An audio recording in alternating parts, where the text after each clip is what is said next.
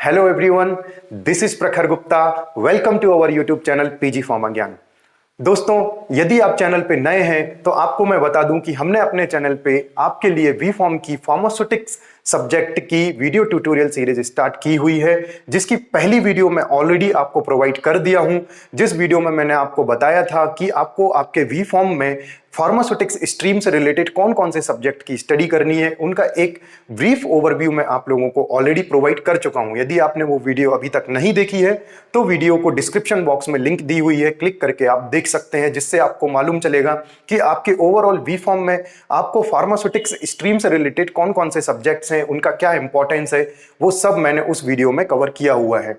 और आज की इस वीडियो में हम फर्स्ट सेमेस्टर का फार्मास्यूटिक्स से रिलेटेड सब्जेक्ट है फार्मास्यूटिक्स 1, इसके ऊपर 2 पॉइंट पे डिस्कस करने वाले हैं। पहला पॉइंट है scope of this pharmaceutics 1 subject and दूसरा पॉइंट है कोर्स कंटेंट। मींस मैं टॉपिक्स स्टार्ट करने के पहले आप लोगों को इस सब्जेक्ट का scope means benefit of this subject as well as the course content means आपको आपके as per the PCI syllabus इस सब्जेक्ट में आपको क्या क्या पढ़ना है, क्या क्या टॉपिक्स हैं, उनका एक ओवरव्यू मैं आज की वीडियो में आप लोगों को प्रोवाइड करूंगा। इसलिए आपसे रिक्वेस्ट है कि यदि आप फार्मेसी स्टूडेंट हैं तो इस वीडियो को लास्ट तक जरूर देखिए, आपके लिए काफी हेल्पफुल होगी ये वीडियो और आप अपनी स्टडी को काफी इंप्रूव कर पाएंगे, specially in pharmaceutics subject.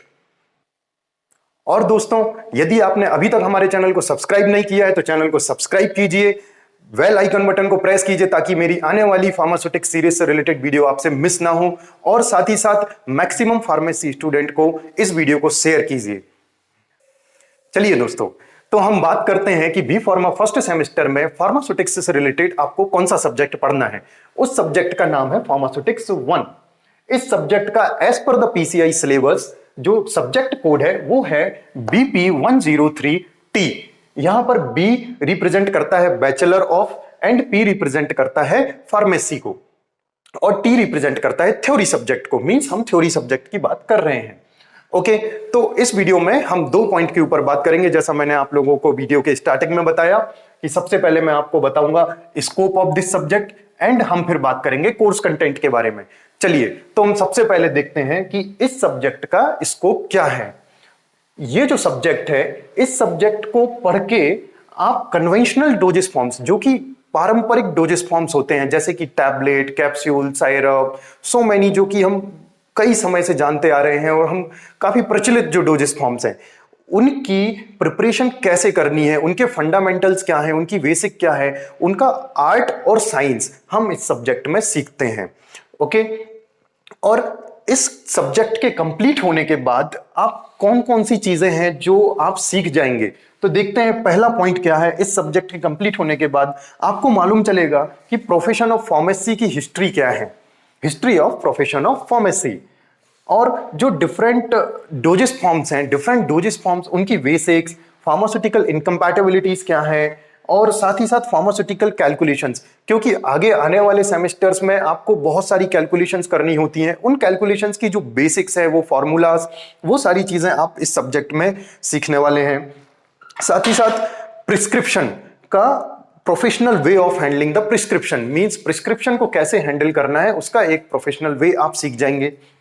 Preparation of various conventional doses forms, साथ ही साथ आप लैब में जब काम करेंगे तब आप लैब में डिफरेंट कन्वेंशनल डोजेस फॉर्म, जैसा कि मैंने आप लोगों को बताया, tablet, capsule, syrup, so many, वो उनकी प्रिपरेशन कैसे करते हैं, वो सारी चीजें आप इस सब्जेक्ट में सीखने वाले हैं। ओके, चलिए, तो अब बात करते हैं हम कोर्स कंटेंट के बारे में। जैसा कि आप लोगों को मालूम होगा कि as per the PCI syllabus maximum एक सब्जेक्ट में 5 यूनिट्स, मैक्सिमम उन्होंने 5 यूनिट्स प्रोवाइड की होती है।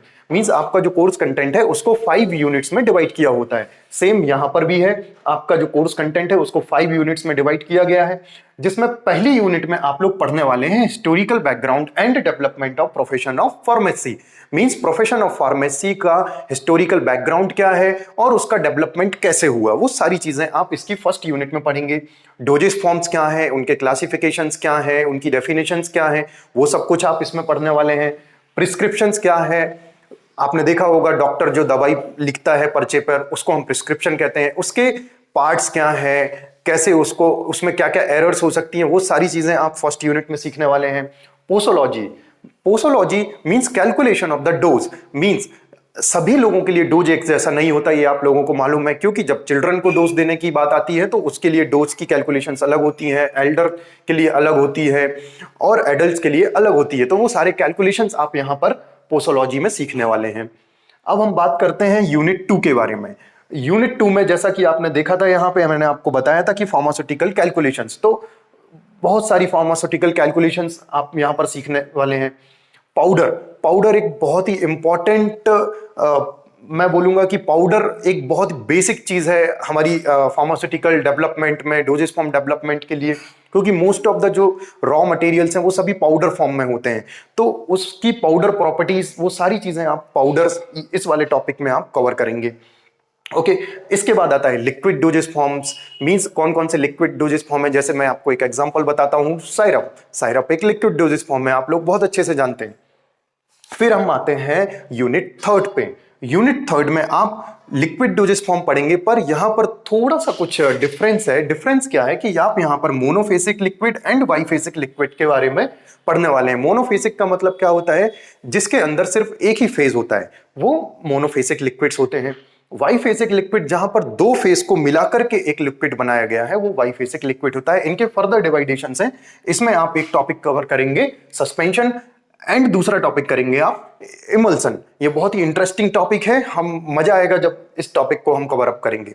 ओके, यूनिट 4 की हम बात करते हैं। यहां पर एक आपको डोजेस फॉर्म आएगा सपोसिटरीज। सपोसिटरीज वैसे तो आपका एक सॉलिड डोजेस फॉर्म है, बट ये डिसॉल्व नहीं होता है। इसकी जो प्रॉपर्टी है वो मेल्ट होने की है। जब ये बॉडी के टेम्परेचर पे आता है, जब एक्चुअली इसको क्या करना होता है, इसको बॉडी कैविटीज के अंदर हम इंसर्ट कराते हैं लोकल इफेक्ट के लिए।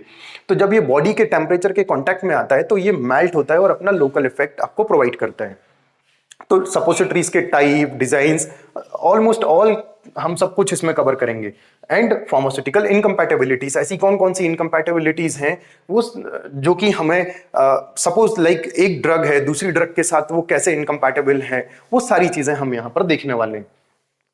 अब बात करते हैं हम यूनिट 5 के बारे में। यहां पर आपका डोजेस फॉर्म आएगा semi solid doses form. Semi solid का मतलब क्या होता है, सॉलिड और लिक्विड के बीच की अवस्था, मींस जो कि हार्ड ना हो और जिसके अंदर फ्लो प्रॉपर्टीज ना हो, जो फ्लो ना करे, उसको हम बोलते हैं सेमी सॉलिड। जैसे कि आपने घर में आपका पेस्ट देखा होगा, क्रीम देखी होगी, ये सभी सेमी सॉलिड डोजेस फॉर्म्स के अंदर आते हैं।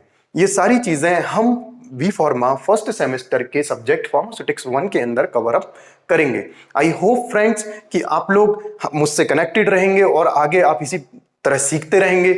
और यदि मेरी वीडियोस आपको हेल्पफुल लगती हैं तो प्लीज इस वीडियो को फार्मेसी के मैक्सिमम स्टूडेंट्स तक शेयर कीजिए, चैनल को सब्सक्राइब कीजिए एंड बेल आइकन बटन को प्रेस कर लीजिए ताकि मेरी आगे आने वाली वीडियोस आपसे मिस ना हो। तब तक के लिए जय हिंद।